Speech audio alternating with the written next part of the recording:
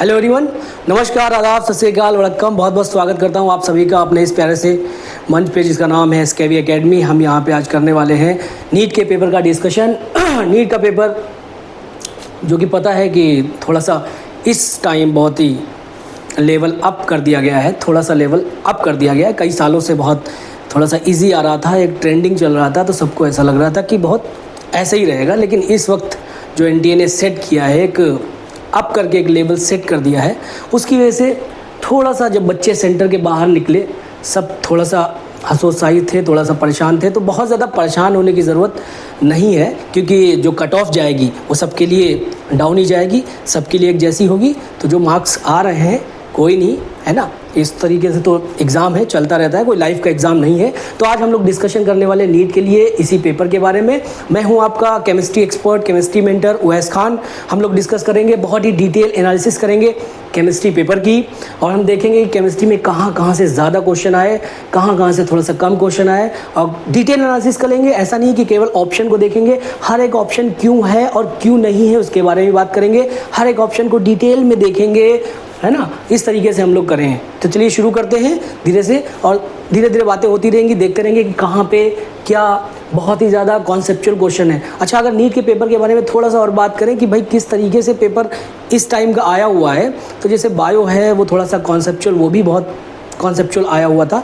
तो बहुत सारे बच्चों को ऐसा लग रहा होगा कि नीट के एनसीईआरटी के अंदर से नहीं आया, तो आया वहीं से है, लेकिन लैंग्वेज बहुत ज़्यादा ट्रिकी और घुमा के कह दिया गया, कर दिया गया है। जो पेपर आपको मिला हुआ है उसमें बहुत ज़्यादा ट्रिकी वे में कर दिया गया है। बाकी जो केमिस्ट्री है उसमें भी कुछ क्वेश्चन अच्छे आए हुए हैं, इस बार भी कुछ क्वेश्चन थोड़ा सा ज़्यादा अच्छे आए हुए हैं। जैसे कि कुछ स्टीरियो आइसोमेरिज वगैरह के ऊपर जो क्वेश्चन आए हुए हैं उनको निकालेंगे तो थोड़ा सा उसमें ट्रिकी है ना, कोई ट्रिकी वे में दिया गया है, तो उसमें थोड़ा सा ज़्यादा ऐसा लग सकता है कि क्वेश्चन गलत होने का चांस है। बाकी लगभग सही है, केमिस्ट्री मॉडरेट है, बहुत ज़्यादा इजी नहीं कह सकते, लेकिन टफ बहुत ज़्यादा नहीं है केमिस्ट्री, ठीक है। फिजिक्स ज़रूर बहुत ज़्यादा टफ हो गया है, या लेवल थोड़ा सा अप हो गया है। ये अच्छी बात भी है कि अगर थोड़ा सा लेवल अप हो गया है तो अब थोड़ा सा हम लोग ज़्यादा मेहनत करेंगे। सब बच्चे जो डिमोलाइज हो रहे हैं, परेशान होने की ज़रूरत नहीं है, थोड़ी सी हम लोग मेहनत करेंगे, उस हिसाब से प्रैक्टिस करेंगे। बस बात इतनी सी है कि जिस टाइप के क्वेश्चन आए हैं उस टाइप के क्वेश्चन की प्रैक्टिस नहीं की गई थी, ना ऐसा पता था, ना ऐसे क्वेश्चन आ रहे थे। अब एकदम से सेट कर दिया है तो कोई नहीं, अब इस टाइप को सेट कर दिया है तो इस टाइप की क्राइटेरिया की प्रैक्टिस चलती रहेगी बच्चों की, और फिर वो इसके यूज टू हो जाएंगे, ठीक है। चलिए ओके, शुरू करते हैं। तो देखिए केमिस्ट्री का क्वेश्चन जो है, क्वेश्चन नंबर 46 से शुरू है इस पेपर में, तो मतलब 46 से ही शुरू होता है। लेकिन पहला क्वेश्चन नंबर 46 देखिए।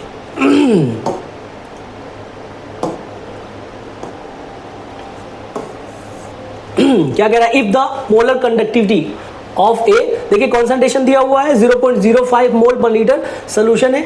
इस कॉन्सेंट्रेशन का कोई सोल्यूशन है, वीक एसिड है ना, और उसकी जो मोलर कंडक्टिविटी है, इस कॉन्सेंट्रेशन की मोलर कंडक्टिविटी 90 है। और क्या रहा है, इट एक्सटेंड या degree of dissociation. Degree of dissociation क्या है, अल्फा जिसे बोलते हैं। डिग्री ऑफ डिसोसिएशन अल्फा है। अल्फा का फार्मूला हमारा क्या है, अल्फा जो होता है वो जो कंडक्टिविटी होती है, मोलर कंडक्टिविटी का रेशियो होता है, किसका, कंसंट्रेशन एंड इनफाइनाइट डाइल्यूशन की मोलर कंडक्टिविटी का रेशियो होता है, ठीक है ना, ये होता है। अब यहाँ पे अगर आप देखेंगे तो ये बहुत इजी क्वेश्चन है, ये नीट में इस टाइप का पहले भी क्वेश्चन आया हुआ है, तो बिल्कुल सिंपल क्वेश्चन है, इसमें कुछ भी नहीं करना है, बस ये सिंपल सा फार्मूला लगाना है, फटाक से आ जाएगा। तो इस बेसिस पे देखेंगे इस क्वेश्चन को, तो ये बिल्कुल वेरी इजी क्वेश्चन है। ये पहले एक क्वेश्चन आ चुका है नीट में, बिल्कुल सेम ऐसे ही, है ना।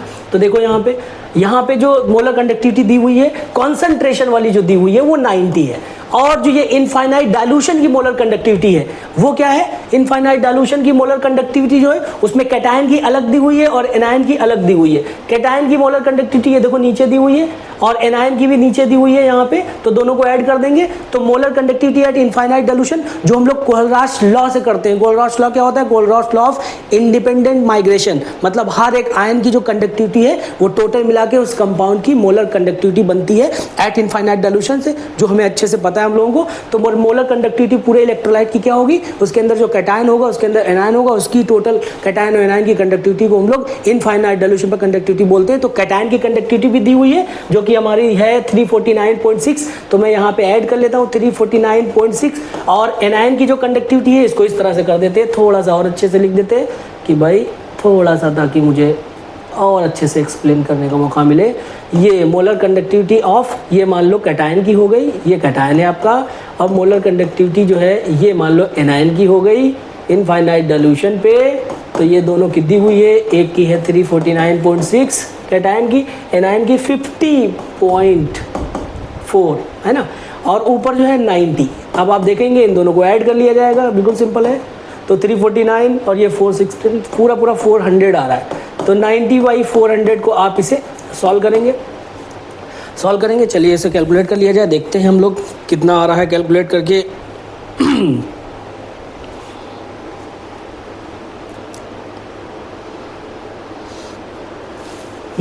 90/4, तो ये भाई आ रहा है हमारा 0.225, ठीक है, इस तरीके से।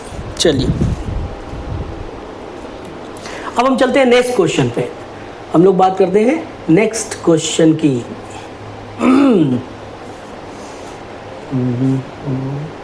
ठीक है, चलिए इसको अंडू कर दिया जाए, इसको हटा दिया जाए। नेक्स्ट क्वेश्चन है क्वेश्चन नंबर 47। क्वेश्चन नंबर 47 को देखा जाए भाई क्या है। ओके, ये एक थ्योरेटिकल क्वेश्चन दिख रहा है, गिवन बिलो क्या दिया हुआ है, दो स्टेटमेंट दिए हुए हैं। पहला स्टेटमेंट बेटा क्या है, ए हाइपोथेटिकल यहाँ पे है ना, यहाँ पे थोड़ा सा अच्छा अपोजिट साइड में हो रहा है इसलिए बहुत अच्छे से नहीं, कोई बात नहीं, पूरी तरीके से विजिबल है, बहुत अच्छा।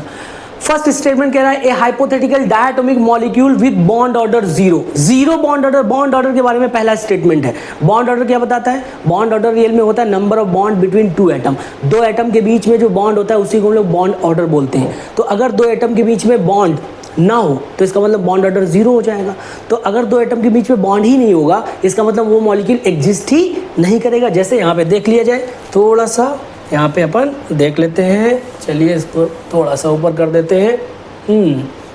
तो रियल में अगर अपन बात करें कि बॉन्ड ऑर्डर की, तो बॉन्ड ऑर्डर क्या है, बॉन्ड ऑर्डर रियल में होता है number of bonds between two atom. Number of bonds between two atom, ये होता है बॉन्ड ऑर्डर, है ना बेटा, number of bonds between two atoms. चल जा भाई, टू एटम्स, चलो यहाँ पे लिख लेते हैं। जैसे फॉर एग्जांपल अगर अपन बात करें, मान लो ये हाइड्रोजन मॉलिक्यूल है, तो इसके अंदर का बॉन्ड क्या है, हाइड्रोजन, सिंगल बॉन्ड हाइड्रोजन। तो भाई साहब दो एटम के बीच में बॉन्ड सिंगल है, इसलिए इसका बॉन्ड ऑर्डर कितना हो गया, 1। इसी तरीके से मान लीजिए मैं ऑक्सीजन की बात कर लेता हूँ, O2 की। तो O2 का मतलब ऑक्सीजन के बीच में बॉन्ड ऑर्डर कितना है, ऑक्सीजन के बीच में बॉन्ड 2 है, इसलिए इसका बॉन्ड ऑर्डर कितना हो जाएगा, 2। तो number of bond between two atom जो है वो 2 है यहाँ पे। तो अब यहाँ पे ऐसे कह रहा है सिंपली कि भाई अगर किसी के अंदर बॉन्ड ऑर्डर 0 है, तो अगर 0 होगा तो मॉलिक्यूल एग्जिस्ट ही नहीं करता होगा। जैसे कोई एग्जांपल, बिल्कुल बहुत सारे एग्जांपल ले सकते हैं।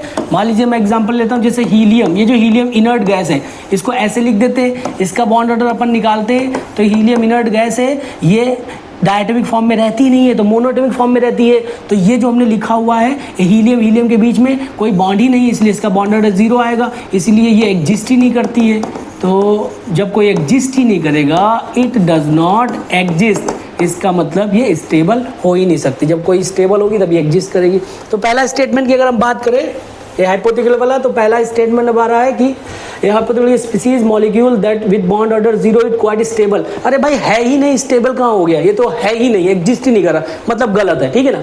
दूसरे पे चलते हैं बेटा, as bond order increases bond length increases, बिल्कुल ही गलत है, इसका मतलब दोनों स्टेटमेंट गलत है। बाकी चेक कर लिया जाए कि कैसे गलत है। आपको पता है बॉन्ड ऑर्डर जितना ज़्यादा होता जाएगा बॉन्ड लेंथ उतनी छोटी होती जाएगी। तो देखिए चलिए कर लिया जाए। तो नेक्स्ट पेज तो है नहीं, डिलीट मारना पड़ेगा, चलो डिलीट मार देते हैं। देखो बेटा हमारा जो क्वेश्चन है वो क्वेश्चन नंबर 47 है।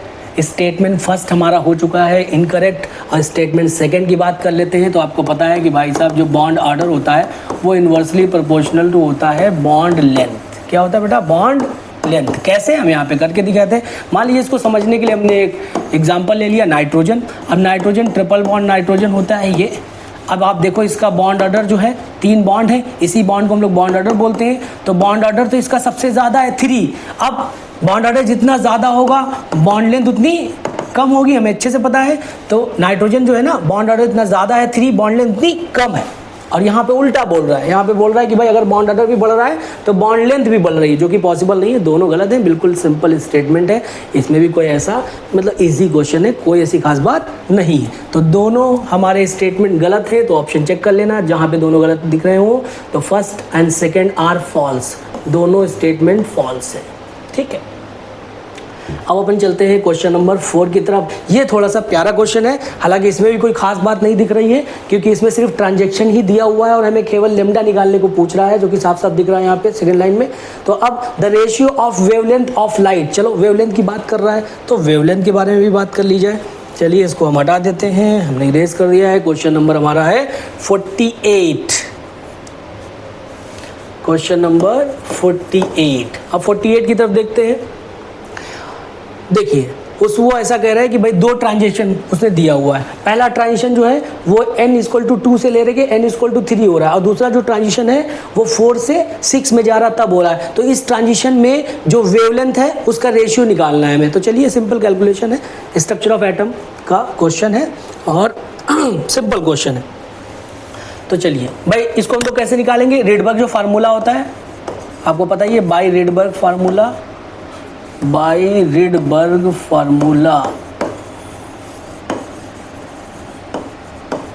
जो वेवलेंथ और एनर्जी निकालने के लिए होता है, क्या होता है भाई 1/λ आपको अच्छे से पता होगा RZ², 1/, बिल्कुल सिंपल सा, हम लोग इसकी खूब प्रैक्टिस करते हैं क्लास में और बिल्कुल सिंपल सा, कुछ भी नहीं करना, छोटी सी कैलकुलेशन है। तो 1/λ, चूंकि 2 केस हैं तो इसको फर्स्ट 1 केस बोल देंगे, इसको मान लो मैंने इसे 1/λ1 बोल दिया, RZ² कर दिया। ट्रांजिशन में जो N1 है हमारा, यहाँ पर कुछ भी नहीं है, 1/ जो N1 है, N1 पहला ट्रांजिशन कहाँ से कहाँ तक, 2 से 3, तो N1 जो है वो 2 है तो 2 का स्क्वायर, N2 जो है वो 3 है तो 3 का स्क्वायर, इस तरीके से। तो 1/λ1 देख लेते हैं, एक काम करते हैं, इसको एक इक्वेशन बना के छोड़ दिया जाए, क्योंकि दोनों केस हैं तो हम लोग अभी रेशियो बना के कर लेंगे। तो ये मान लो इक्वेशन नंबर फर्स्ट हो गई। अब इसको थोड़ा सा ऊपर शिफ्ट करवा देते हैं, थोड़ा सा चल ऊपर चला जा, अरे थोड़ा सा, अच्छा इससे ज़्यादा नहीं जाओगे, कोई बात नहीं है, तो फिर यहीं पे करना पड़ेगा अपने पास। एक और बार ट्राई कर लिया जाए कोई बात नहीं, फिर यहीं पे कर देते हैं हम, दूसरी इक्वेशन यहीं पे बना देते हैं, कोई बात नहीं, यहीं पे बना दी जाए। चलो देखो ये जो लेमडा है ये इस तरीके से हो गया 1/λ, ये 1/λ1 था इसीलिए 1/λ2 कर दिया। देखो ध्यान से, ये इक्वेशन पहली थी, तो इसी तरीके से ये RZ² हो गया। इसका ट्रांजिशन भी जरा चेक कर लिया जाए, कहाँ से कहाँ तक है बेटा। इसका ट्रांजिशन है 4 से 6, तो पहला इसका N1 है 4² और दूसरा है 6²। ये इक्वेशन नंबर 2 हो गया। RZ ऐसे उड़ा देंगे आप, RZ², 1/λ1 1/λ2, ये λ2 नीचे से ऊपर जाएगा तो ये ऊपर पहुँच जाएगा, λ1 नीचे आ जाएगा। तो अब तो इसे छोटी सी कैलकुलेशन है, लेकिन हमें चाहिए स्पेस चाहिए, कोई बात नहीं, एक बार यहाँ पे इतने स्पेस में ट्राई कर लेते हैं। क्या λ2/λ1 आ जाएगा, ये ऊपर चला गया। पहले तो ये देखो, इसको सॉल्व करते थे, 6 हो गया, देखो 3 दिया 9 हो गया, और उसमें से 4 में से कर दूँ भाई, 9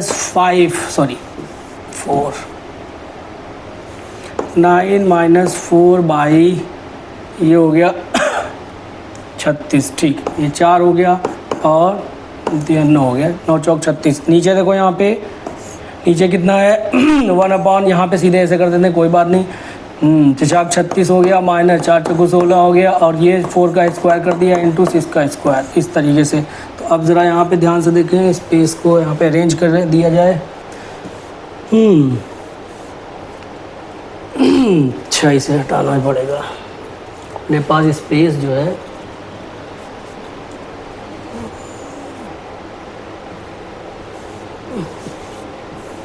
ऊपर चला जाए, थोड़ा सा स्पेस, और चलो ठीक, very good, sorry space available था। अब देखो, तो यहाँ पे हम लोगों ने क्या किया बेटा, ठीक है, ये हो गया λ2/λ1 सिंपल, ये देखो है ना, λ2/λ1। तो यहाँ पे हो गया, ये देखो 9 चौक 36, ये हो गया 5/4, 5/36, बिल्कुल सिंपल है। और नीचे जो आपको दिया हुआ है 36 में से 16 चले गए तो ये हो गया 20। अब ये नीचे से ऊपर देखो, ये नीचे से ऊपर हमने जो ऊपर लेके गए शिफ्ट कर दिया, तो आप इसको ऐसे कर देते हैं, नीचे से ऊपर हो गया तो यहाँ पे हो गया पहले तो 20/4² मतलब ये 16 हो गया और ये हो गया 36। अब इसको हम लोग रीअरेंज कर देंगे, आराम से रीअरेंज कर देंगे। λ2/λ1 ये हो गया 5/36 और ये हो गया 16 × 36/20। काट दिया जाए, 36 से 36 उड़ गया, ठीक है। 5 से 5 चौको 20, 4 से 4 चौको 16, तो λ2/λ1 जो कि हमें सिंपली दिख रहा है 4:1 और हमें चाहिए λ1/2, ये कि λ2/λ1 इसका उल्टा कर देंगे, हमें चाहिए λ1/λ2, इसका रेशियो पूछा है जो कि हो जाएगा 1:4। ये हो जाएगा, अब इसमें चेक किया जाए 1:4 जहाँ पे हो उस पर टिक कर दिया जाएगा। पहले ही ऑप्शन है 1:4, ये देखो। चलो तो बिल्कुल सिंपल है, कैलकुलेशन थी, थोड़ा पेज डिस्टर्ब कर रहा था, बाकी कोई बात नहीं है, वहीं पे कैलकुलेट हो जाएगा। आप फटाक से जहाँ पे रखेंगे उसी के ऊपर बस रिवर्स करके रख दीजिए, काट दीजिए। बहुत ज़्यादा कैलकुलेशन पॉइंट्स में रहती नहीं, इसमें ज़्यादातर दिक्कत तो आ जाता है। बहुत ज़्यादा कैलकुलेशन आपको नीट में इतनी ज़्यादा देता भी नहीं है, क्योंकि उसको पता है कि 45 क्वेश्चन करने हैं, 1 मिनट में क्वेश्चन होना ही चाहिए बच्चे से। पर इस बार ऐसा थोड़ा नहीं रहा, कोई बात नहीं, चलता है। कुछ नए कीर्तिमान स्थापित किए जाएंगे फिर से, है ना। नेक्स्ट क्वेश्चन बेटा हम लोगों ने क्या कर लिया है, 48, 49 की तरफ चलते हैं। तो अब देखो मैं इसे हटा दिया रहा हूँ, फिर से इसे हटा दिया जाए, स्पेस का इशू है, कोई बात नहीं। चलो 49 क्वेश्चन की तरफ देखिए। 49 बहुत ही प्यारा कोऑर्डिनेशन केमिस्ट्री का क्वेश्चन है। अब इसमें कह रहा है correct order of wavelength of light. अब वेवलेंथ ऑफ लाइट से अरेंज करना है। अब ये देखो 4 कॉम्प्लेक्सेस आपको दिए गए हैं, 4 कॉम्प्लेक्सेस दिए गए हैं। अब बात ये कि इन सभी कॉम्प्लेक्स में देखो तो जो लिगेंड दिए हुए हैं, जैसे साइनाइड है, अमोनिया है, वाटर है, दोनों में वाटर है, तो क्या होता है जो हमारी स्पेक्ट्रोकेमिकल सीरीज है, क्वेश्चन नंबर 49, इसका सोल्यूशन हमारा कहाँ से आ जाएगा, स्पेक्ट्रोकेमिकल सीरीज से।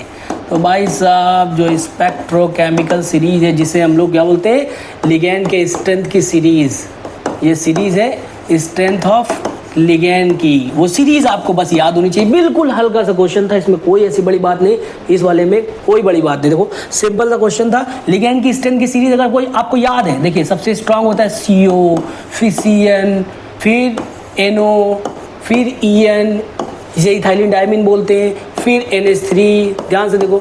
और मान लीजिए थोड़ी देर के लिए और भी बहुत सारे होते हैं, लेकिन ये वाटर है वो वीक होता है, तो बिल्कुल हमने लास्ट में इसको रख दिया, क्योंकि हमारे पास जो लिगेंड है वो यही सब हैं। देखो एक CN दिया हुआ है, अगर आप ध्यान से देखें तो एक NH3 दिया हुआ है और एक वाटर दिया हुआ है। अब आप बताइए ये जो लिगेंड की स्ट्रेंथ की सीरीज है, इन सब में सबसे स्ट्रॉन्ग लिगेंड जो चारों ऑप्शन में आया है वो है साइनाइड।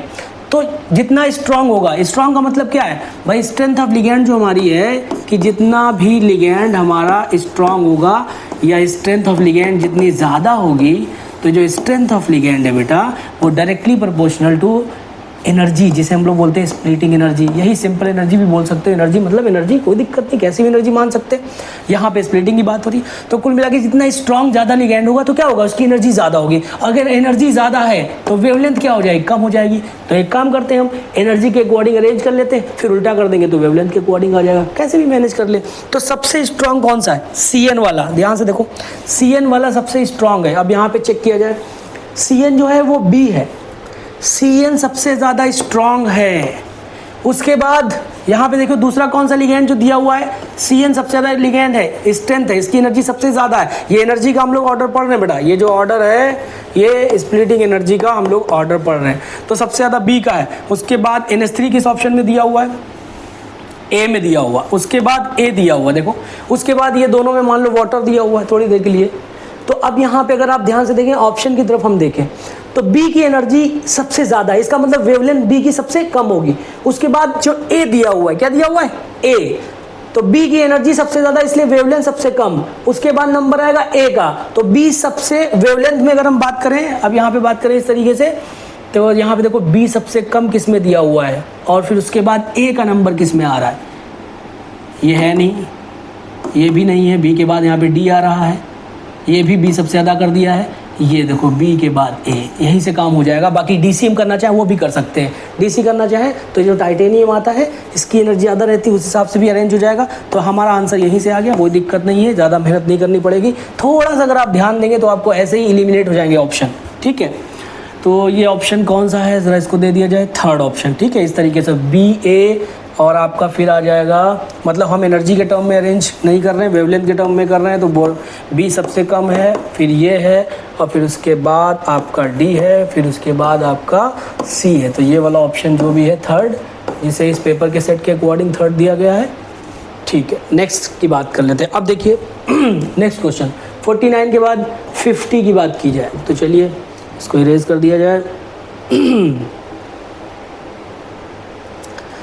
क्वेश्चन नंबर 50 में क्या कह रहा है, if the rate constant of the reaction is 0.03 पर सेकेंड। अगर आप ध्यान से देखें तो जो रेट कांस्टेंट के, रेट कांस्टेंट क्या होता है बेटा, के होता है। के जो दिया गया है क्वेश्चन नंबर 50, के दिया गया है।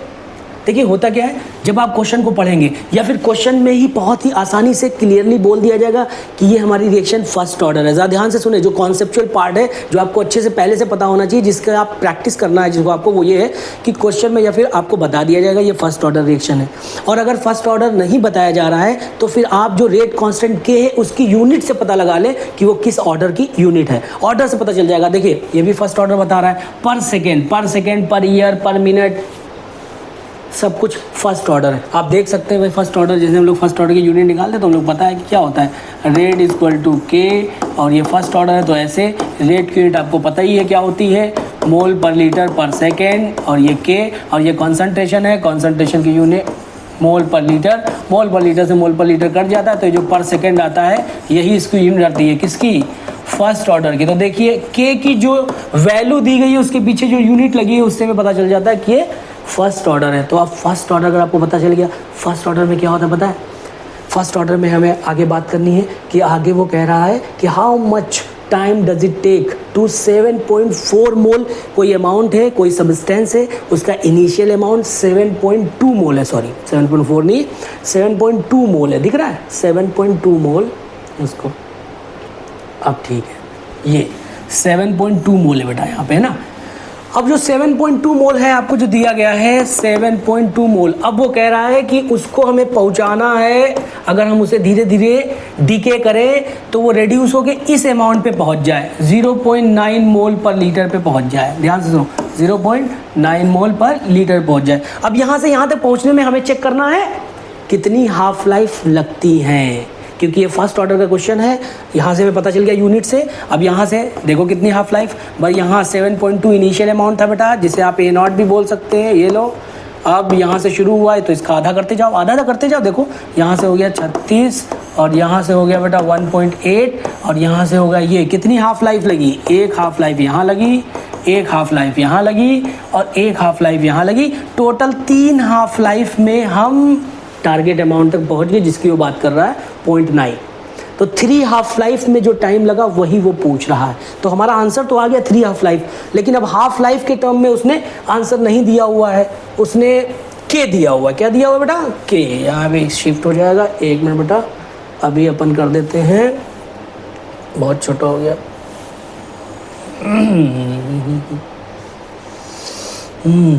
अच्छा भाई,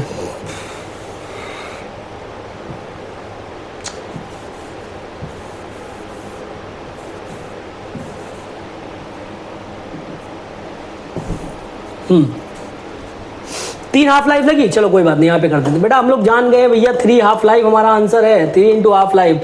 अब क्या होगा कि हाफ लाइफ उसने डायरेक्टली क्वेश्चन में नहीं दी हुई है, तो उसने उसके लिए के दिया हुआ है, तो कोई बात नहीं, हम के की वैल्यू पुटअप करके हाफ लाइफ को के फॉर्म में कन्वर्ट कर लेंगे। तो 3 इंटू हाफ लाइफ का फार्मूला क्या होता है आपको पता है, 0.6931। फर्स्ट ऑर्डर का जो फार्मूला होता है वो क्या होता है, यहाँ पे देखो आपको पता है, ये T half is equal to, आपको पता है 0.6931 बाई कितना होता है के। तो हम लोग टी हाइफ की जगह यहीं पे रख देंगे, वही हम रखने जा रहे हैं 0.6931 बाई के। अब के की वैल्यू क्वेश्चन में दी हुई है, बोलो देख लेते हैं बेटा जाएगा कहाँ। फिजिक्स जरूर थोड़ी टफ आई, बाकी केमिस्ट्री में ऐसा कुछ खास दिक्कत नहीं है।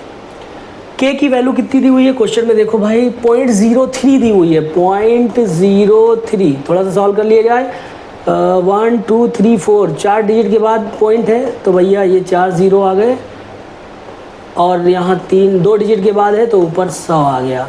अभी आप देखिए 3 से 3 मैंने उड़ा दिया है, और ये 100 से 10,000 का ये उड़ा दिया है, तो नीचे आ गया आपका 100।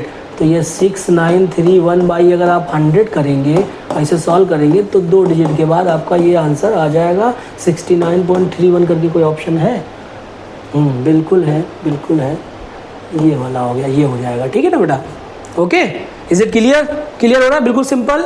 देखिए, तो हमने क्या किया, अच्छे से देख लिया कि भाई जो फर्स्ट ऑर्डर, हमें कैसे पता चला? हमने क्वेश्चन को पढ़ा, क्वेश्चन में या फिर बोलेगा कि ये फर्स्ट ऑर्डर की रिएक्शन है तो डायरेक्ट बोल देगा, कभी कभी नहीं बोलेगा तो यूनिट वगैरह चेक कर लेंगे। यूनिट आपका पर सेकंड आ जाए, पर ईयर आ जाए, पर, है ना, मतलब पर मिनट भी हो सकता है, आ जाए तुरंत समझ जाएंगे फर्स्ट ऑर्डर है। फर्स्ट ऑर्डर का फार्मूला लगा देंगे, फर्स्ट ऑर्डर का फार्मूला में पता ही है, फटाक से हो जाएगा। अब हम बात कर लेते हैं नेक्स्ट क्वेश्चन की।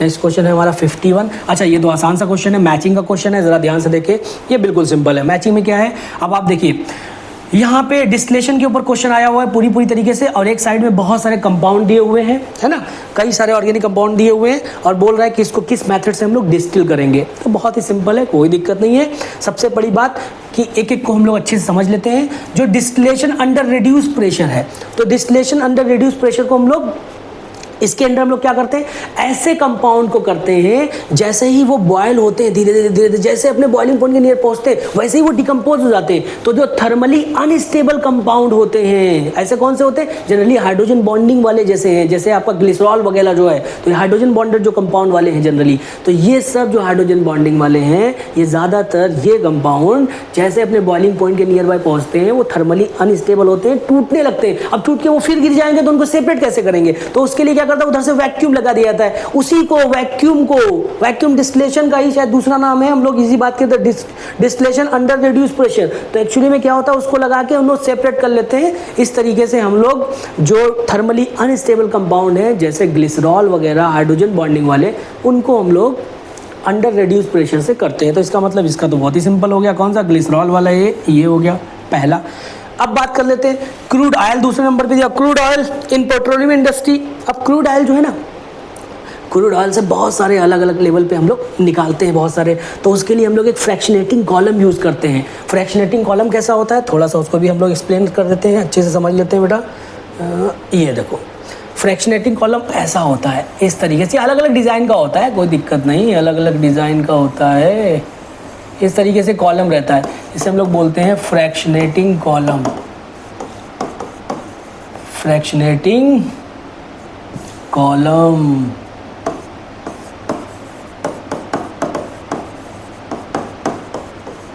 ठीक है, कॉलम ये, ओके। तो इसका फ्रैक्शनेटिंग कॉलम मतलब इसी प्रोसेस को हम लोग बोलेंगे फ्रैक्शनल डिस्टिलेशन। क्या बोलेंगे, फ्रैक्शनल डिस्टिलेशन, बिल्कुल सिंपल है। तो फ्रैक्शनल डिस्टिलेशन का यूज़ तब करते हैं जब इस तरह का कंपाउंड हो, जिसमें जैसे क्या होता है कि हमें बहुत सारे कंपोनेंट निकालने हो, बीच में बॉइलिंग पॉइंट का बहुत छोटा गैप होता है, इसलिए ऐसे कॉलम का यूज़ करते हैं जिसमें जब दो कंपोनेंट का बॉइलिंग पॉइंट बहुत पास होता है तो जैसे उठते हैं तो उनको बीच में सेपरेशन क्रिएट करना होता है। सेपरेशन क्रिएट करने के लिए हम लोग क्या करते हैं कि भाई इस तरह का कॉलम हो कि जैसे थोड़ा सा वेपर उठे या उसमें से एकदम से कंडेंस होकर फिर वापस गिर जाए, जिसकी वजह से ये गैप लगातार क्रिएट हो रहे हैं। तो इस तरह का कॉलम डिज़ाइन किया जाता है जिसकी वजह से ये गैप ज़्यादा क्रिएट हो। तो जब गैप बहुत कम होता है तो हमें बड़ा गैप क्रिएट करना होता है, तो उसके लिए हम लोग फ्रैक्शनेटिंग कॉलम की हेल्प से बार बार वेपोराइज, फिर कंडेंस, फिर वेपोराइज हुआ, फिर कंडेंस हुआ, तो धीरे धीरे इस तरीके से एक डिफरेंस क्रिएट हो जाता है। ऐसे कंपाउंड को हम लोग इस तरह से करते हैं। तो ये हो गया हमारा क्रूड ऑयल, हो गया फ्रैक्शनल डिस्टिलेशन से, ओके। दूसरा हो गया। तीसरा, ये जो दिया हुआ है एसीटोन क्लोरोफॉर्म, ये इसको सिंपल डिस्टिलेशन से कर देंगे हम लोग, ठीक है, ओके। और इस तरीके से स्टीम डिस्टिलेशन से ये वाला कर देंगे। तो ये वाला जो मैचिंग का ऑप्शन इसमें है उसमें हम देख लेना, मैंने पूरी तरीके से एक एक को इंडिकेट कर दिया कि कौन किसके साथ है, यही वाला ऑप्शन सिलेक्ट कर लेना, ठीक है। अब हम बात कर लेते हैं इसके आगे, क्वेश्चन नंबर 51 के बाद 52। अब ज़रा 52 दे दिया जाए, फिर से इरेज कर दिया जाए। Question number 52। 52 क्या कह रहा है, ज़रा देखिए बच्चों। अच्छा, ये तो ग्रिग्नार्ड रीजन का क्वेश्चन है, ये बहुत इंपॉर्टेंट है। ग्रिग्नार्ड रीजन अक्सर पूछ लिया जाता है क्योंकि ग्रिग्नार्ड रीजन जो है सिर्फ ईथर वगैरह से रिएक्शन नहीं करता है, बाकी किसी चीज़ को छोड़ता ही नहीं है। मतलब जो वाटर को नहीं छोड़ता है, किसी को नहीं छोड़ता है। हर एक कंपाउंड, ये जो कंपाउंड है हर एक चैप्टर में जो आप जाएंगे, चाहे वो फिनॉल हो, चाहे अल्कोहल फिनॉल ईथर वाला चैप्टर हो, चाहे एल्डिहाइड कीटोन एसिड वाला चैप्टर हो, चाहे अमीन वाला चैप्टर हो, ये तुम्हें हर जगह इसकी रिएक्शन मिलेगी। इसीलिए ये बहुत इंपॉर्टेंट हो जाता है और ये अक्सर एक क्वेश्चन आता है ना। तो बहुत ज़्यादा इंपॉर्टेंट है।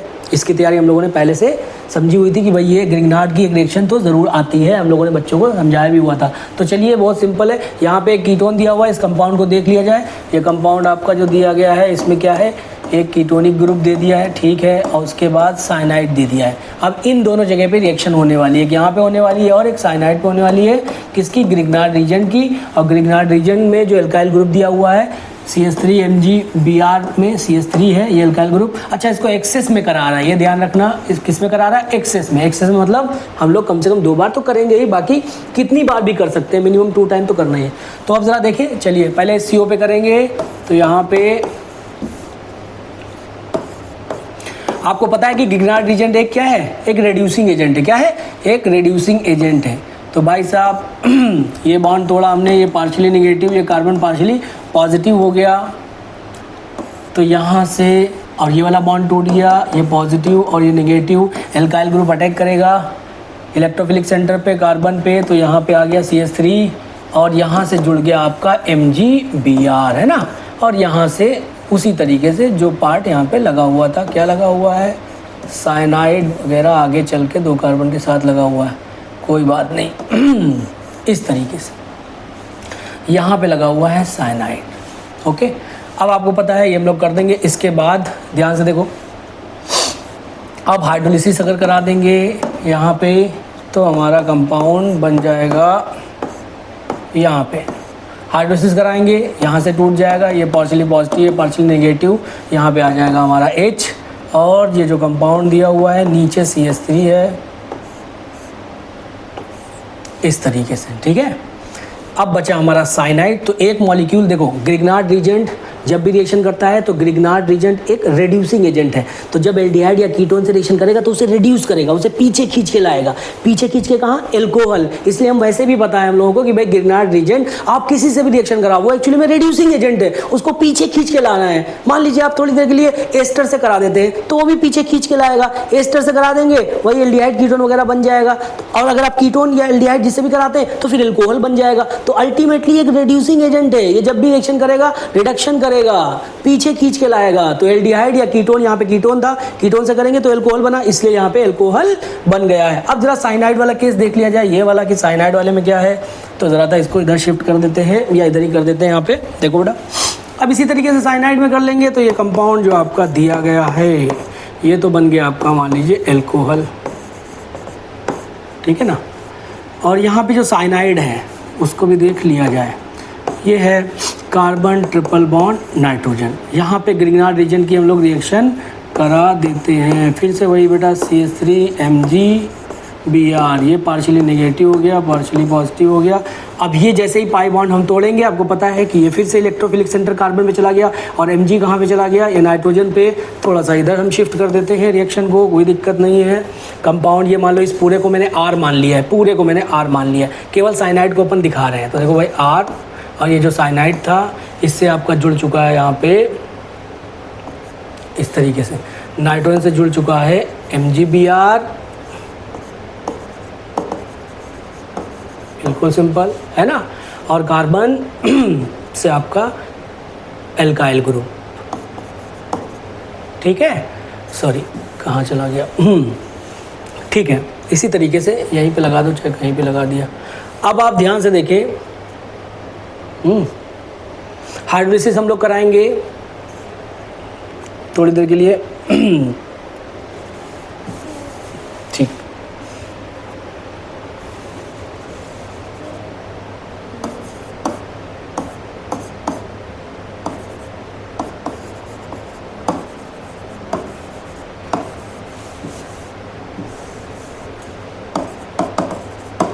जब हाइड्रोलिसिस करा देंगे तो फिर ये पाई बॉन्ड टूटेगा, फिर ये हाइड्रोजन यहाँ पे आ जाएगा।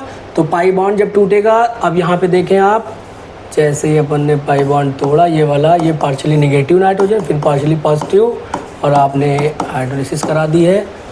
तो आगे चल के ये जो साइनाइड था ये हमारा बन जाएगा कीटोन में कन्वर्ट हो जाएगा। और आगे से जो ये नाइट्रोजन है जिसे एक तरफ जुड़ा हुआ है MgBr और एक तरफ जुड़ा हुआ था H, यहाँ पे बाद में ये NH2 में कन्वर्ट हो जाएगा। यही जो हाइड्रोजन यहाँ पे टूटेगा ये तुम्हारा बाई प्रोडक्ट बन के निकल जाएगा।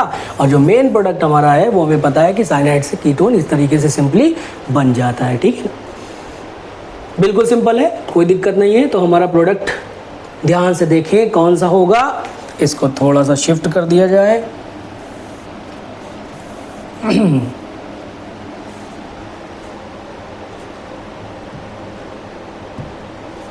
चलो इरेज कर दिया जाए। तो आप देखें यहाँ पे, देखो अब देखो यहाँ पे ये तो बिल्कुल ही नहीं होगा। यहाँ पे आपको पता है कि तो ऐसे ही बना हुआ है, बेकार हो गया। अब यहाँ पे देखो ये बन गया CH3 और ये कीटोन, ये वाला, ये साइनाइड नहीं होगा।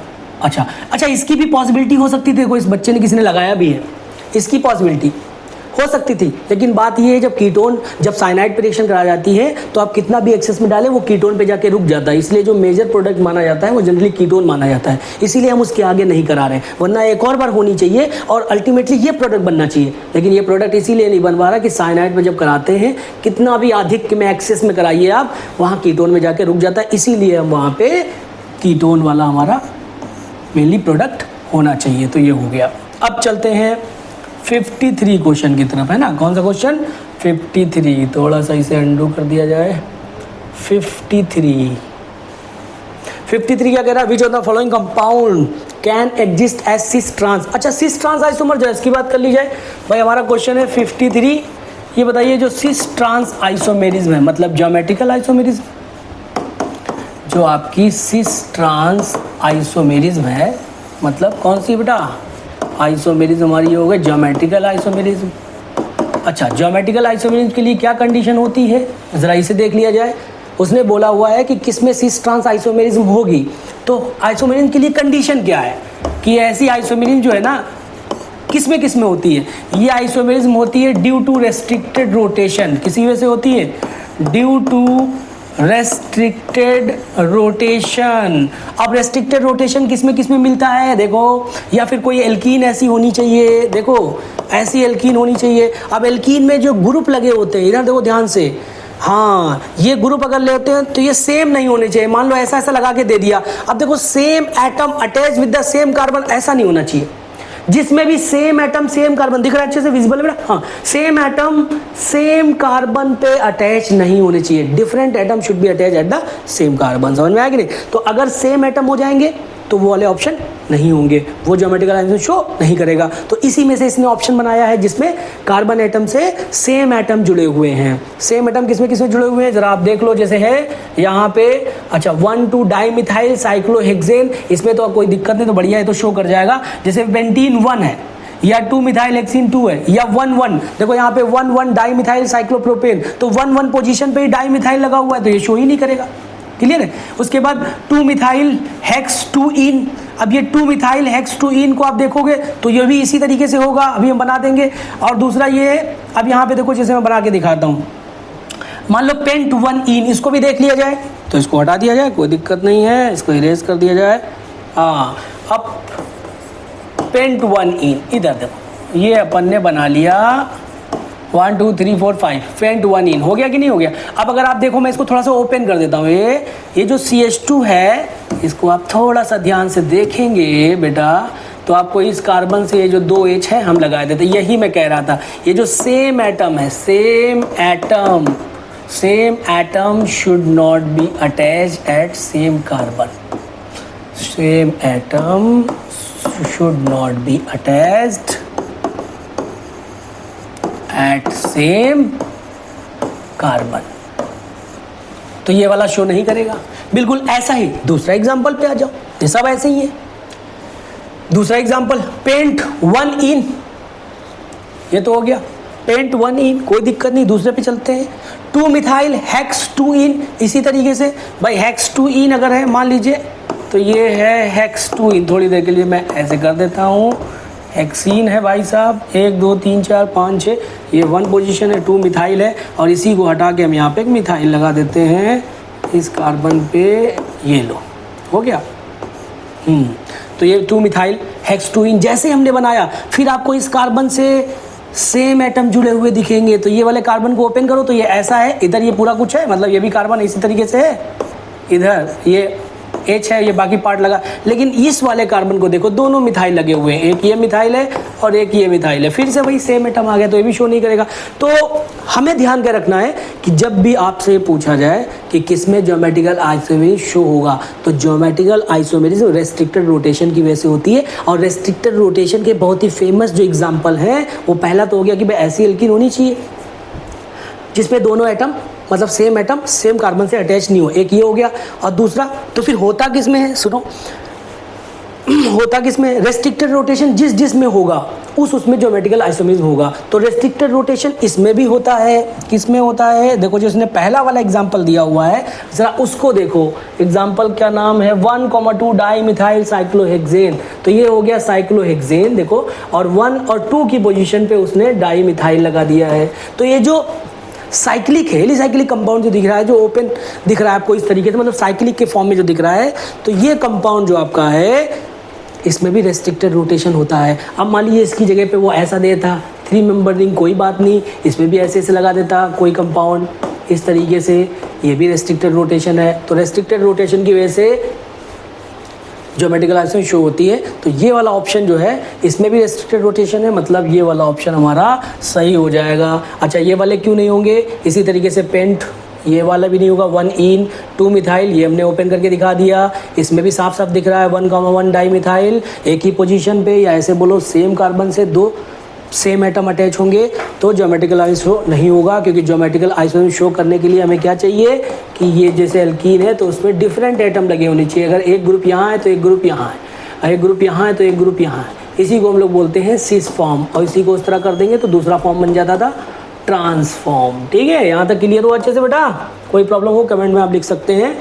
चलिए, तो हमारा ये पहला ऑप्शन हो जाएगा, क्योंकि 1,2 डाई मिथाइल साइक्लोहेक्सेन जो है उसके अंदर भी रेस्ट्रिक्टेड रोटेशन होता है। रेस्ट्रिक्टेड रोटेशन कहाँ कहाँ फिर हो गया, एल्कीन में हो गया और इसमें हो गया, जो साइक्लिक इस तरीके से कंपाउंड है उन सब में रेस्ट्रिक्टेड रोटेशन होता है। चलिए अब अपन बात कर लेते हैं नेक्स्ट की। तो नेक्स्ट क्वेश्चन कौन सा है, बहुत प्यारा सा क्वेश्चन आ गया है, थोड़ी सी कैलकुलेशन का है लेकिन बिल्कुल सिंपल है।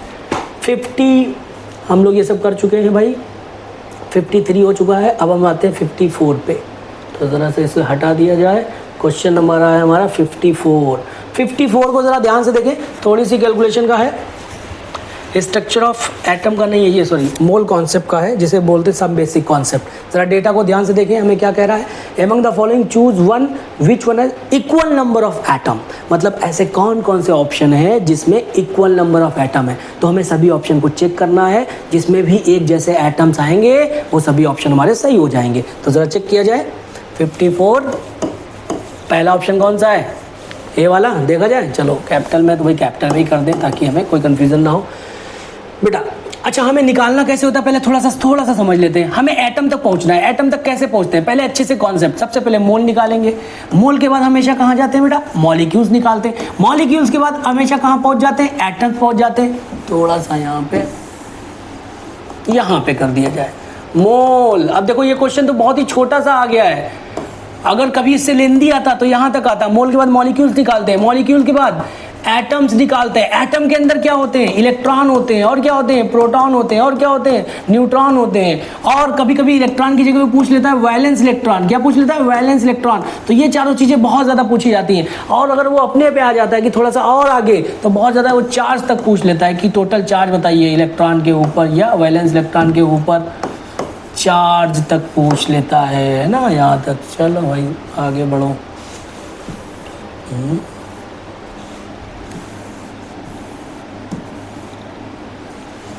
कोई बात नहीं, मत बढ़ो, ठीक है। अच्छा इस बार तो हमें केवल यहीं तक निकालना है, एटम तक ही निकालना है, केवल इतना ही निकालना है। तो चलो पहला ऑप्शन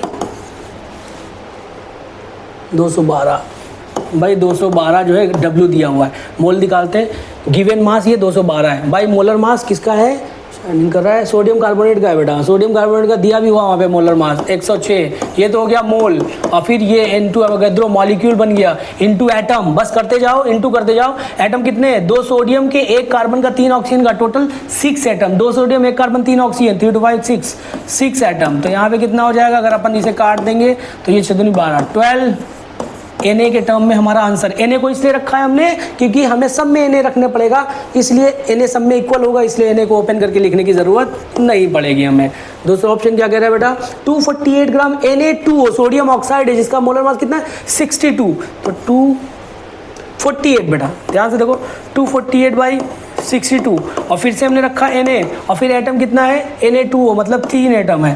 तो अब इधर देखा जाए यहाँ पे 6 चौक 24, 2 चक्को 8 हो गया, 4 3 12, ये तो सेम आ गया भाई, ए और बी का दोनों का सेम आ रहा है भाई, सेम आ रहा है। ओके, पेज थोड़ा सा ऊपर शिफ्ट हो जाएगा तो अच्छी बात है, नहीं तो मिटाना ही पड़ेगा भाई, मेरे को रास्ता नहीं मेरे पास,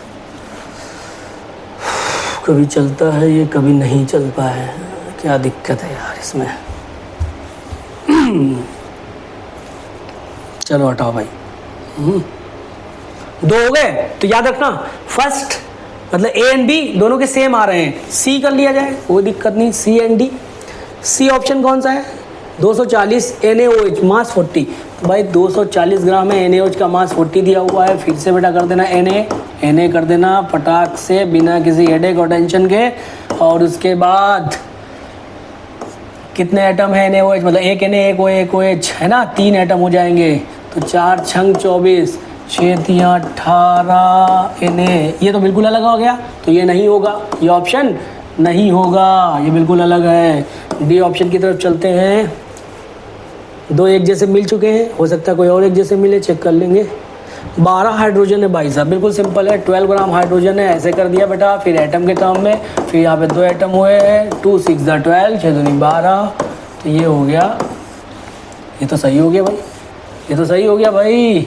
3 आ चुके हैं अब तक, कौन कौन से, ए बी डी, और देख लिया जाए ई भी है ना, इसलिए देखना तो पड़ेगा, ई ऑप्शन को देखा जाए। ई ऑप्शन कह रहा है 220 ग्राम CO2 है बेटा, तो 220 है 200, हाँ 20 ही है।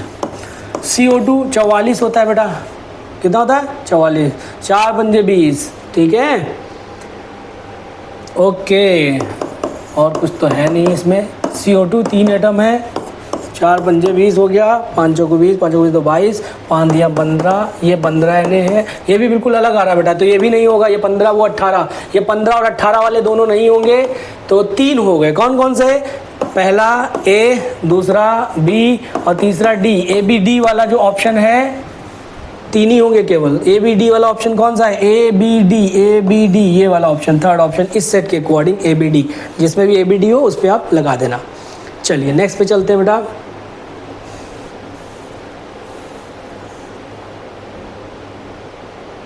ठीक है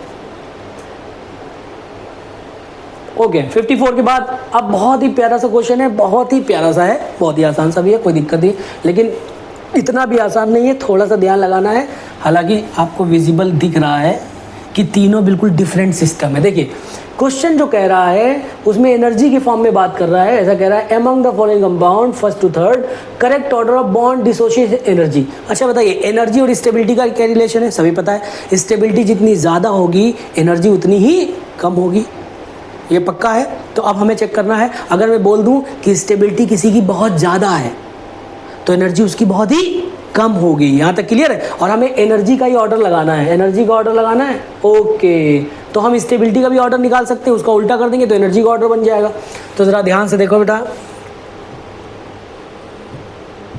ध्यान से देखा जाए, यहाँ पे भी कर सकते हैं कोई दिक्कत नहीं। ये वाला दिख रहा है, अगर आप देखो इस वाले पे जो आपका सिस्टम दिया हुआ है ये साइक्लोप्रोपाइलीन रेडिकल, अच्छा यहाँ पे बेटा ये 2 हाइड्रोजन लगे हुए हैं और ये एक रेडिकल है। अगर आप देखें तो ये वाला जो कार्बन है सिंपल,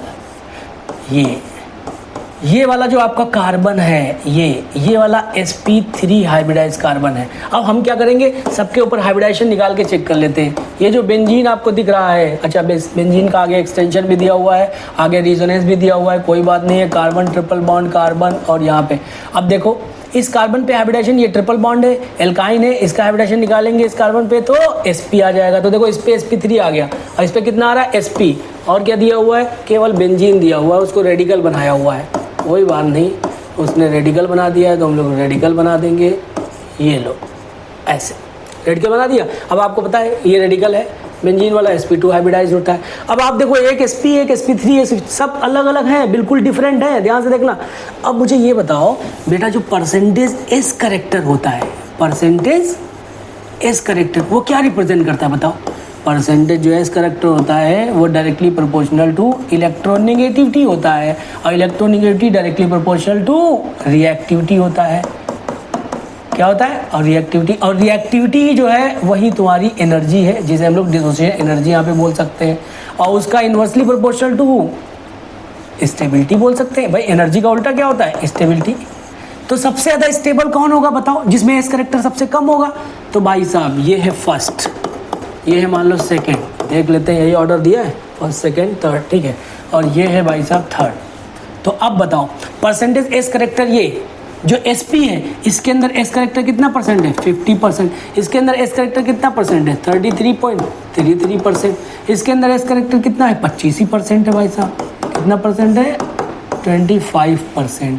तो भाई साहब सबसे ज़्यादा s करेक्टर किसका होगा? इसका हाइब्रिडाइजेशन sp होगा, और जितना ज़्यादा एस करेक्टर होगा मतलब सबसे ज़्यादा एस करेक्टर sp वाले का। sp वाला कौन सा है? सेकेंड, उसके बाद sp2, और सबसे बकवास sp3। sp3 मतलब यहाँ पे कौन सा केस है?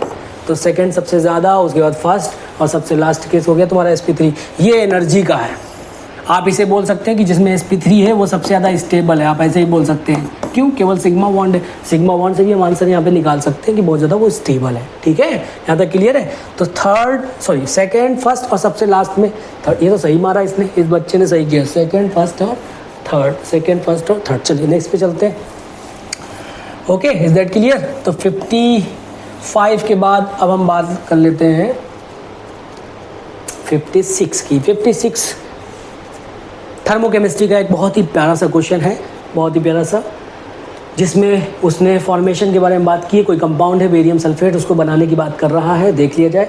The standard heat of formation in kilo calorie में दिया हुआ है of barium ion given standard heat of formation of sulphate ion. Sulphate ion की कितनी दी हुई है? -216। Okay, standard heat of crystallization. अच्छा, क्रिस्टल बना रहा है। क्रिस्टल किसे बोलते हैं? आपको पता ही है कि एक्वेस फॉर्म को जो हम लोग क्रिस्टल में कन्वर्ट करते हैं तो 1 mole of aqueous solution is converted into 1 mole of crystal. The process called crystallization. बिल्कुल सिंपल है। तो हमें क्रिस्टल बनाना है एक्वेस सॉल्यूशन से, बस, है ना? ओके, तो हम लोग एक्वेस आयन ले लेंगे और उससे क्रिस्टल बना देंगे। मतलब Ba ion, barium ion, Ba2 plus SO4 ion, दोनों को मिला के हम क्या बना देंगे? Barium sulphate. बस ये हमारी सिंपल बेरियम सल्फेट बनाने की रिएक्शन हो गई। बस ये रिएक्शन ही हमें जो ये कह रहा है वो हमने बना दी, उससे सीधे हम लोग कैलकुलेट करके चेक करके देखते हैं, है ना? तो चलो भाई इसको भी उड़ा दिया जाए, फिर से कर दिया जाए एक बार। क्वेश्चन नंबर 56, बेरियम आयन है ना, और क्या कह रहा है? सल्फेट आयन, और उससे वो बनाने की बात जो कर रहा है, ध्यान से देखो, बेरियम सल्फेट क्रिस्टल बना रहा है। भाई ये सब क्रिस्टल बन गया। क्या बन गया? क्रिस्टल बन गया। अब मुझे ये बताओ बेटा, इसको अगर आप ध्यान से देखें, पूरी रिएक्शन की जो इंथैल्पी है, पूरी रिएक्शन की इंथैल्पी, या उसी को बोलो। अब बेटा देखो, जो रिएक्शन हो रही होती है उसमें जो प्रोडक्ट बनता है, हम चाहे ये बोलते, देखो इसके अंदर जो इसका डेल्टा H होगा, इंथैल्पी ऑफ रिएक्शन, आप इसे ऐसे बोल सकते हैं। पूरे रिएक्शन की जो इंथैल्पी है ये दी हुई है, इसका डेटा दिया हुआ है -4.5, दिख रहा है? -4.5 बेटा दिया हुआ है, माइनस लगा हुआ है, -4.5। तो देखो, अब इस पूरी रिएक्शन की मैं एंथैल्पी बोलना चाहूँ, उसको ही बोल सकता हूँ -4.5 है, या उसी को दूसरा नाम देना चाहूँ, प्रोडक्ट के नाम पे भी आप नाम दे सकते हैं कि enthalpy of formation of barium sulphate कितनी है। चाहे बोलो इस पूरी रिएक्शन की, चाहे आप प्रोडक्ट के नाम पे भी उसको नाम दे सकते हो कि एंथैल्पी ऑफ फॉर्मेशन ऑफ जो बन रहा है वो प्रोडक्ट है, उसके फॉर्मेशन के बेसिस पे भी नाम दिया जाता है। तो enthalpy of formation of barium sulphate भी बोल सकते हैं -4.5, या एंथैल्पी ऑफ रिएक्शन। तो चाहे रिएक्शन की एंथैल्पी बोलो, चाहे प्रोडक्ट के नाम पे बोल सकते हो कि enthalpy of formation of product. तो प्रोडक्ट कितना है? Barium sulphate. तो बेरियम सल्फेट की एंथैल्पी ये दी हुई है फॉर्मेशन की। अच्छा, अब हमें पूरे रिएक्शन की अगर पूरे रिएक्शन की इंथैल्पी निकालनी होगी, इंथैल्पी ऑफ देखो रिएक्शन, तो आपको पता है कैसे निकालते हैं, प्रोडक्ट माइनस रिएक्टेंट। अब ये जो प्रोडक्ट है, सॉरी पूरी रिएक्शन की इंथैल्पी है, ये तो हमने अभी लिखी थी 4.5, ये प्रोडक्ट की इंथैल्पी है, मतलब बेरियम सल्फेट की। मैं यहाँ पे ऐसे कर देता हूँ अच्छे से क्लियरली विजिबली कि ये बेरियम सल्फेट की बात कर रहे हैं, ये प्रोडक्ट है। और रिएक्टेंट में भाई साहब ये दो आयन है, एक आयन है बेरियम का और एक आयन है सल्फेट का, ये लो। तो भाई साहब ये है -4.5, ये बेरियम सल्फेट का डेटा दिया होगा। बेरियम सल्फेट कितनी माइनस, ये देखो बेटा बेरियम सल्फेट की दी हुई है -349, ओके कोई बात नहीं। फिर ये हो गया बेरियम का ही उसने पूछा है, क्वेश्चन को पढ़ो। फिर ये माइनस, चलो मैं अभी ऐसे कर देता हूँ कि सल्फेट की कितनी दी हुई है, सल्फेट की कितनी दी हुई है बेटा, ये देखो दी हुई है सल्फेट की -216, ऐसे ये देखो। तो बस इसे सॉल्व करना है, कुछ नहीं, आप केवल सॉल्व करना है, इसमें कुछ नहीं करना है। देख लेते हैं सॉल्व करके कितना आ रहा है। बेरियम आयन, अब ये माइनस माइनस से ओपन कर दिया जाए बेटा, माइनस माइनस प्लस हो गया। अभी ऐसे लिख दो आप माइनस का 216। अब इसे आगे हम लोग इसे कर लिया जाए, देखें थोड़ा सा शिफ्ट हो जाए पेज, बहुत दिक्कत है यार, शिफ्ट नहीं होता है तो मेरे को दिक्कत होती है। चलो कोई बात नहीं,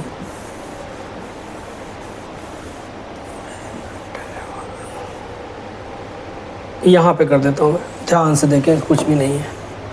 तो ये है बेटा, यहाँ पे कर देते हैं -4.5 इक्वल टू -349 और माइनस बेरियम आयन हो गया है बेटा, माइनस माइनस प्लस हो गया है जो कि 216 है, 216 प्लस का है, 349 माइनस का है।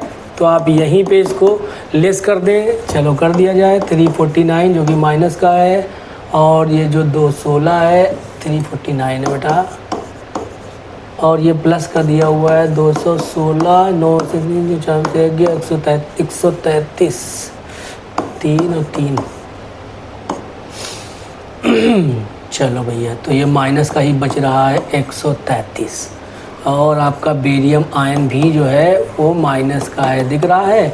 अब ये वाला इधर शिफ्ट कर दें, बिल्कुल सिंपल है, प्लस का हो गया भैया जी 133, और बेरियम आयन अभी भी माइनस है, ठीक है। तो प्लस लग गया तो कितना हो गया, 8 4 12 132, माइनस का 128.5, 128.5 प्लस का है, बेरियम आयन माइनस का है। बेरियम आयन का माइनस अगर आप इधर शिफ्ट कर देंगे तो आपको बेरियम आयन मिल जाएगा माइनस का 128 पॉइंट समथिंग 555। कहाँ पे है, ये गलत है, इस बच्चे ने गलत किया हुआ है, कोई बात नहीं, गलत हो गया है, ये वाला आंसर होना चाहिए। बिल्कुल सिंपल है। तो सिंपल कैलकुलेशन है, एक रिएक्शन है, उस रिएक्शन में आपको किसी एक रिएक्टेंट या प्रोडक्ट का कभी पूछ लेता है, कभी उसका पूछ लेता है, किसी का भी पूछ सकता है। सिंपल रिएक्शन बनानी है, ये जो आपको दिख रही है, और इसमें हमने क्या कहा जो आपको समझना है, एंथैल्पी और जो रिएक्शन होती है उसी को enthalpy of formation of barium sulphate भी बोल सकते हैं, दोनों नाम दिए जा सकते हैं। हमने सिंपली कैलकुलेट किया और हो गया। चलिए नेक्स्ट क्वेश्चन पे चलते हैं, है ना। कोई बात हो फटाफट कमेंट में बताते रहे बेटा, है ना। कोई प्रॉब्लम है, कोई भी कहीं पे कोई चीज़ है, कैसा भी डाउट रहे, किसी भी तरीके का कोई भी ऑप्शन आपको एक्सप्लेन करवाना हो, आप मुझे बताएं, मैं उसको बहुत ही डिटेल वीडियो आपको बना के दे दूंगा बेटा, बिल्कुल डिटेल, इन डिटेल, है ना। क्योंकि देखिए आंसर की वगैरह सब आसानी से अवेलेबल है। बात ये कि हर ऑप्शन क्यों नहीं होगा हमें ये भी जानना, ये नहीं कि ये आंसर होगा, उसमें हमें वो काम नहीं करना कि ये आंसर है तो बस ये है, ओके कर दिया, वहाँ से काम नहीं चलेगा। बाकी जो 3 ऑप्शन और हैं वो क्यों नहीं है उन्हें एक्सप्लेन करना है, तो वीडियो थोड़ा लंबा हो जाएगा। उसके लिए थोड़ा सा ये चाहेंगे कि भाई थोड़ा लंबा ज़रूर हो रहा है, लेकिन ये आप ही के लिए है कि जितना ज़्यादा डिटेल में आपको दे सकूँ, हर ऑप्शन के बारे में डिटेल में एक्सप्लेन कर सकूँ। Thank you for cooperation. थोड़ा सा और आगे चलते हैं बेटा। 56 के बाद अब आता है क्वेश्चन नंबर 57। थोड़ा सा बोर्ड जो है वो थोड़ा सा सेंसिटिविटी वगैरह में प्रॉब्लम कर रहा है, इसलिए बीच बीच में थोड़ी सी दिक्कत आपको जो लग रही है वो सही हो जाएगी। थोड़ा सा सेटिंग इसकी सही करवानी पड़ेगी, बाकी कोई दिक्कत नहीं है। चलिए 56 के बाद 57 बिल्कुल सिंपल सा क्वेश्चन है। अब मुझे इरेज तो करना ही पड़ रहा है बार बार, क्योंकि वो नेक्स्ट पेज दे नहीं रहा है एक्चुअली में बेटा, तो कुछ कर नहीं सकते हम, नहीं दे पा रहा है, यहाँ पे ऑप्शन नहीं दिख रहा है। चलो 57 57 बिल्कुल सिंपल सा रेडॉक्स का क्वेश्चन है। अब आप देखो इसमें ऐसा कह रहा है ऑक्सीडेशन नंबर। बेटा ये सल्फ्यूरिक एसिड है, आपको पता ही है कि सल्फ्यूरिक एसिड में ऑक्सीडेशन नंबर निकालेंगे तो सल्फर की +6 आ जाएगी, है ना। और क्या बचा भाई, इसका रख लेंगे H2O2, ये पेरोक्साइड है। पेरोक्साइड में ऑक्सीजन की ऑक्सीडेशन नंबर पर एटम हम लोग लेते हैं, तो भाई साहब ये 2 प्लस है, ये 2 माइनस है, तो एक एटम पे जो चार्ज आएगा, एक ऑक्सीजन पे जो चार्ज आएगा, पेरोक्साइड किसे बोलते हैं, ऑक्सीजन ऑक्सीजन सिंगल बॉन्ड जो लिंकेज होता है वो पेरोक्साइड होता है। और हर पेरोक्सी ऑक्सीजन पे जो चार्ज होता है वो -1 होता है। तो पेरोक्साइड वाले का चार्ज एक ऑक्सीजन का पर एटम हमेशा निकाला जाता है, ऑक्सीडेशन नंबर हमेशा पर एटम निकाली जाती है, याद रखना, ठीक है ना। तो पेरोक्साइड में ऑक्सीजन की -1, सल्फ्यूरिक एसिड में पता है, बिल्कुल सिंपल है। ये जो सुपर ऑक्साइड है, जरा इसको देख लिया जाए। अब ध्यान से देखो, उसने साफ साफ ऐसा बोला है कि भैया अंडरलाइन एलिमेंट का बताना है, ये नहीं कि इसमें ऑक्सीजन का बताना है। हाँ, जल्दबाजी में ये गलती कुछ बच्चों ने कर दी है, या शायद कर दी ही होगी। अब यहाँ पे अंडरलाइन ऑक्सीजन पे है और यहाँ पे अंडरलाइन सल्फर पे है, तो सल्फर की तो +6 आ गई, पेरोक्साइड वाले ऑक्सीजन की -1 आ गई। और इसके अंदर ऑक्सीजन पे नहीं पूछा है, इसके अंदर के पे पूछा है, तो के की वैसे ही +1 होती है। अगर ये पेरोक्साइड की पूछता तो भाई साहब, अगर ये +1 है तो इस पूरे O2 की -1 होती है। क्या होती है? -1। अब तुम ही बताओ, पूरे O2 की मतलब 2 एटम मिला के -1 होती, तो एक एटम की कितनी होती? इसी को बोलते हैं सुपर ऑक्साइड। बेटा ये एक सुपर ऑक्साइड है। ये क्या है? Super oxide. सुपर ऑक्साइड में ऑक्सीजन की -½ होती है, क्योंकि पूरे O2 के ऊपर 1 माइनस है, तो एक ऑक्सीजन के ऊपर कितना आ जाएगा? -½ और हमें पर एटम ही बताना है। तो सुपर ऑक्साइड में ऑक्सीजन की -½ होती है, पेरोक्साइड में ऑक्सीजन की -1 होती है। और ये तो सिंपल है, तो कोई खास क्वेश्चन नहीं है, बिल्कुल बेसिक सा क्वेश्चन है। बस यही है कि अंडरलाइन जो किया है उस पर ध्यान रखना। के की पूछ लिया है तो ऑप्शन बहुत ही सिंपल है, कुछ नहीं करना है। कहाँ गया +1? ये तो सबका सही हो गया है, कोई इसमें बात नहीं है कुछ खास, है ना, सिंपल सा भाई। इसलिए ये है कि बहुत केमिस्ट्री में कुछ ऐसी खास दिक्कत नहीं हुई है, बस थोड़ा सा मॉडरेट ज़रूर बोलेंगे, बहुत इजी नहीं बोलेंगे। 57 के बाद बेटा 58 जो कि यहाँ पे होगा, 58 पे चलते हैं। चलो अब हमारा क्वेश्चन है 58, तो ज़रा इसे हटा दिया जाए, 58 की बात कर ली जाए। फिर से इरेज करना पड़ेगा पूरा, फिर से हम इरेज कर देंगे। क्वेश्चन नंबर 58 में क्या कह रहा है बेटा? कह रहा है cut off the following compound. ध्यान से देखो, यहाँ पे cut the following complexes, sorry compound, complex compound, which of the following will have the minimum conducting in the solution. मतलब कंडक्टिविटी पूछ रहा है। सबसे पहली बात तो आपको समझना है कि कंडक्टिविटी डिपेंड किस में करती है? जो एक्वेस सोल्यूशन होता है उसमें तो आयन ही होते हैं बेटा, कोई सॉलिड कंडक्टर थोड़ी है। तो conductivity directly proportional to number of ions, बस हमें ये देखना। और ये क्वेश्चन पहले ही कई बार आ चुके हैं बेटा, पहले ही कई बार रिपीट हो चुके हैं, उसी टाइप का ये आया हुआ है। तो ये भी कोई नया क्वेश्चन या बहुत ही डिफरेंट क्वेश्चन नहीं, बिल्कुल सिंपल है। पहले से ऐसे क्वेश्चन खूब ढेर सारे अवेलेबल है, आप प्रैक्टिस करेंगे आपको वहाँ मिलेगा, ये ध्यान रखना, ठीक है ना।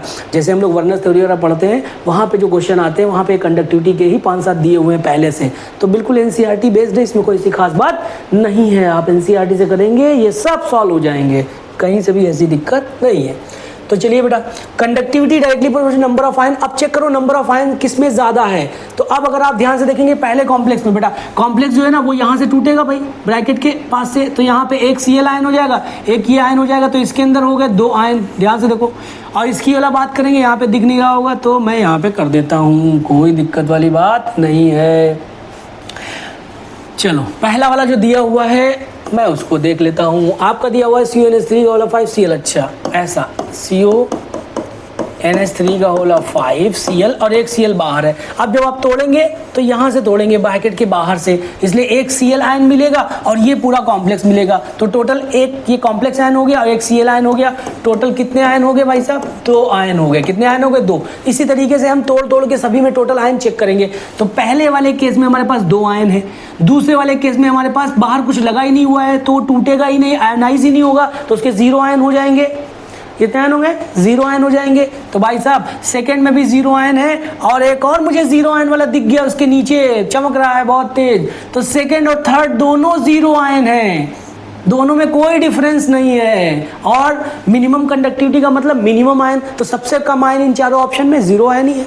तो भाई यही सेकंड ऑप्शन भी इसका सही आंसर हो सकता है, और थर्ड ऑप्शन, दोनों ऑप्शन सही है क्योंकि दोनों इक्वल है, दोनों में 0 आयन है। तो ये पहला ऐसा क्वेश्चन है, इसमें 2 ऑप्शन आपको दिख रहे होंगे।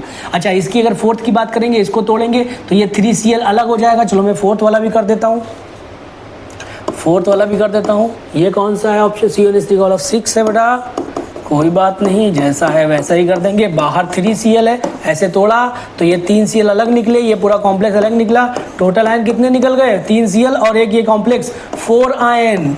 तो ये सबसे ज़्यादा आयन इसी में है और सबसे कम आयन जिसमें होंगे उसमें सबसे कम कंडक्टिविटी होगी। तो ये आपका सेकेंड और थर्ड जो है वो राइट आंसर हुआ, दोनों में 0 आयन है।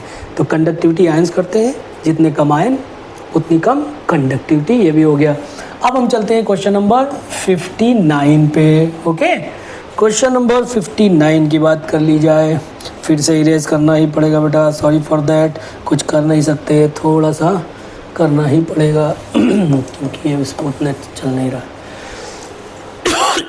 अच्छा, which are the following reaction दी हुई है बेटा, इसमें कह रहा है कि कौन सी रिएक्शन में does not give benzene as a product. तो ध्यान से देखा जाए, बेंजीन एज ए प्रोडक्ट किस में नहीं होगा बेटा? बेंजीन एज ए प्रोडक्ट ऐसे दिख रहा है, ये डीकार्बोक्सिलेशन है, इसमें भी बेंजीन बन जाएगा। ये एरोमेटाइजेशन है, 6 कार्बन का एल्केन दिया हुआ है, तो 6 कार्बन का एल्केन जब एरोमेटाइजेशन करेंगे तो एरोमेटिक कंपाउंड 6 कार्बन वाला बेंजीन ही है, तो इसलिए इसमें भी बेंजीन बनेगा, मतलब सेकंड में भी बेंजीन बनेगा, थर्ड में भी बेंजीन बनेगा। और ये पॉलीमराइजेशन है, उसमें भी 3 मॉलिक्यूल एसिटाइलिन के फिर बेंजीन बनाएंगे, ये तीनों बेंजीन बनाएंगे। तो जो नहीं बनाएगा वो पहला वाला है, पहला वाला है। पहले वाले को आप देख सकते हैं, मैं बाकी डिटेल में चारों को मैंने बोला है, मैं एक्सप्लेन कर दूंगा। फर्स्ट ऑप्शन जो तुम्हारा है वो यही है कि डायजोनियम सॉल्ट दिया हुआ है, उसकी हाइड्रोलिसिस कर रहा है। ये डायजोनियम सॉल्ट है बेटा, ये प्लस और ये माइनस, और इसकी हाइड्रोलिसिस कर रहा है, ये देखो है। और वार्म करना पड़ेगा, जैसे ही वार्म करेगा बेटा नाइट्रोजन गैस तुरंत निकल जाएगी। बहुत स्टेबल गैस होती है, बहुत ज़्यादा स्टेबल होती है। 946 किलो कैलोरी शायद एनर्जी चाहिए होती है, मतलब इतनी ज़्यादा इसमें नाइट्रोजन, ट्रिपल बॉन्ड नाइट्रोजन होता है। ये बहुत ज़्यादा स्टेबल है, इतना ज़्यादा स्टेबल कि इसको जो है इनर्ट गैस की तरह ट्रीट किया जाता है, बल्ब वगैरह में भरा जाता है। तो आप समझ लो जब इनर्ट की तरह अगर ट्रीट करने लगे मतलब बहुत ज़्यादा स्टेबल हो गए। तो ये बहुत ज़्यादा स्टेबल है, और जो बहुत ज़्यादा स्टेबल है उसको तो प्रोडक्ट बनना है, इसीलिए हल्का सा भी आप गर्म कर देंगे, क्योंकि जो डायजोनियम वाला कंपाउंड है वो भैया 0 से 5 डिग्री सेल्सियस पे ही स्टोर किया जाता है, उसी पे ये स्टेबल होता है। उसके आगे हल्का सा टेम्परेचर बढ़ा देंगे, ये जो नाइट्रोजन अंदर फंसी हुई है फट से निकल जाएगी। इसीलिए इसको 0 से 5 डिग्री सेल्सियस पे रखा जाता है, और इससे नए नए डेरिवेटिव, नए नए कंपाउंड बनाए जाते हैं। जैसे आयोडीनेशन ऑफ बेंजीन करना है, आयोडीन लगाना है, जो नॉर्मली बहुत हार्ड होता है, बहुत मुश्किल होता है, बहुत टफ होता है, क्योंकि आयोडीन का साइज बहुत बड़ा होता है, उसको रिंग में लगाना बहुत मुश्किल होता है। लेकिन इस वाले कंपाउंड से हम लोग आसानी से लगा सकते हैं। कैसे? जैसे हम ये कंपाउंड लेंगे और हल्का सा टेम्परेचर बढ़ाएंगे, जैसे बढ़ाएंगे वैसे ये नाइट्रोजन गैस निकलने वाली होगी। जैसे नाइट्रोजन निकलने वाली होगी बस क्लोरीन फटाक से इससे, जैसे नाइट्रोजन जो बीच में है वो जैसे हटेगा, क्लोरीन वापस रिंग पे लगने वाली होती है। अपने पास उतना ही समय होता है कि जैसे ही नाइट्रोजन हटी, क्लोरीन वापस रिंग पे अगर लग गई तो क्लोरीन के ऊपर जो लोन पेयर है वो भाई साहब डिलोक्लाइजेशन करना लगेगा, डबल बॉन्ड करेक्टर आ जाएगा रिंग के साथ, तो फिर से वो क्लोरीन हट नहीं पाएगी। तो अगर मुझे कोई सब्स्टिट्यूट करना है, किसी नए हाइड्रोजन को इंट्रोड्यूस करना है, तो हम लोग क्या करेंगे? हल्का सा गर्म करेंगे। जैसे हल्का सा गर्म करेंगे 0 to 5 डिग्री सेल्सियस के ऊपर जैसे टेम्परेचर ले जाएंगे, नाइट्रोजन अपनी निकल लेगा। जैसे ही नाइट्रोजन निकल लेगा बस वैसे ही उसी बीच जैसे ही नाइट्रोजन निकलेगा हम बिल्कुल दांव पे रहेंगे कि भाई जैसे ही नाइट्रोजन निकलने वाला है उसी वक्त मौका है कि इससे पहले क्लोरीन वापस जाके बेंजीन रिंग पे लग ना जाए, बस उसी टाइम में दूसरा आइटम लेके आओ, क्लोरीन को मारो, उसको हटाओ, और उसकी जगह पे फटाक से दूसरा आइटम आयोडीन वगैरह या जो भी तुम्हारा मन करे, साइनाइड वगैरह, वो सब इंसर्ट कर दो। इसीलिए ये बहुत इंपॉर्टेंट है। हम लोग जब कभी पढ़ेंगे डिटेल में पढ़ेंगे, कोई इशू नहीं, बहुत प्यारा टॉपिक है। चलिए, इससे हमेशा क्वेश्चन आते हैं, तो जैसे ये भी आया हुआ है, बिल्कुल सिंपल सा है। तो ये हो गया बेटा, इस तरीके से बन गया। अब आपको पता है हाइड्रोलिसिस करेंगे तो फिर से साथ में ये HCl निकल जाएगा, वही Cl को हटा के OH आ गया। और आपका यही केस है जो पूछा जा रहा है कि फिनॉल किस में बन रहा है, या ऐसा पूछा जाए बेंजीन किस में नहीं बन रहा है। तो बेंजीन सिर्फ इसी में नहीं बन रहा। अब मैंने जैसे आपसे वादा किया है कि मैं सभी ऑप्शन को बहुत ही डिटेल में एक्सप्लेन करूंगा, कोई भी हो। तो फर्स्ट वाला तो हमारा आंसर आ गया, लेकिन सेकंड वाला, थर्ड वाला, फोर्थ वाला वो भी आप फटाफट देख लें, ऐसा कुछ भी नहीं है। बस मुझे इसे हटाना पड़ेगा, तो मुझे नेक्स्ट पेज पे बेटा जाना ही पड़ेगा, कुछ कर नहीं सकता इसमें। शाइनिंग हो रही है, ठीक है। अब ये दूसरा ऑप्शन जो है डी कार्बोक्सिलेशन है, तो आंसर तो आ गया है, लेकिन दूसरा ऑप्शन डी कार्बोक्सिलेशन है वो हम लोगों को पहले पढ़ा हुआ है, देख लो COON है। अब जब हम इसकी सोडा लाइम से रिएक्शन कराते हैं, सोडा लाइम क्या होता है बेटा? NaOH plus CaO। जब हम सोडा लाइम से कराते हैं, इस रिएक्शन का नाम क्या है? D carboxylation. तो आपको पता है कि सबसे स्टेबल सॉल्ट Na2CO3 हमेशा निकल जाता है, हमेशा निकल जाता है। एक और बात, कहीं पे भी हम डी कार्बोक्सिलेशन करा रहे हो, डी कार्बोक्सिलेशन, डी मतलब रिमूवल, कार्बोक्सिलेशन मतलब कार्बन डाइऑक्साइड गैस को निकालना। अगर कहीं मेटल पड़ी है तो उसके साथ मिलके वो कार्बोनेट बना देता है। तो जब भी हम डी कार्बोक्सिलेशन किसी मेटल के साथ करते तो हमेशा मेटल का कार्बोनेट बन के निकलता है। मेटल का कार्बोनेट बहुत स्टेबल, इतना स्टेबल ये कंपाउंड होता है, इतना ज़्यादा स्टेबल होता है कि अगर सिंपली बोला जाता है कि आप सोडियम कार्बोनेट को हीट करो तो उसके अंदर से वो टूटता नहीं है, CO2 वो आसानी से देता नहीं है। यही अगर मैं किसी और कार्बोनेट को हीट करता, जैसे जिंक कार्बोनेट या कोई भी और कार्बोनेट, तो फटाक से CO2 गैस रिलीज कर देते हैं। लेकिन ये इतना ज़्यादा स्टेबल है, स्टेबल ही प्रोडक्ट होता है, इसीलिए मेटल के कार्बोनेट हमेशा बनते हैं जब भी डीकार्बोक्सिलेशन कराया जाएगा। ठीक है ना, सिंपल है। तो ये बन गया। अब आपको पता है ये हाइड्रोजन वहाँ पे इंसर्ट होकर बेंजीन बना देता है, ये बिल्कुल सिंपल है। ये बन गया आपका यहाँ पे हाइड्रोजन इंसर्ट। ओके, अच्छा, ये COO जो होता है, कैल्शियम ऑक्साइड, ये क्या करता है, सोडा लाइम के जो दो कंपोनेंट है, कौन कौन सा, एक NaOH और एक CaO, है ना, सिंपल। तो ये जो CaO ये एक्चुअली में ड्राइंग एजेंट होता है। तो जब ये बन जाएगा उसके बाद मॉइस्चर,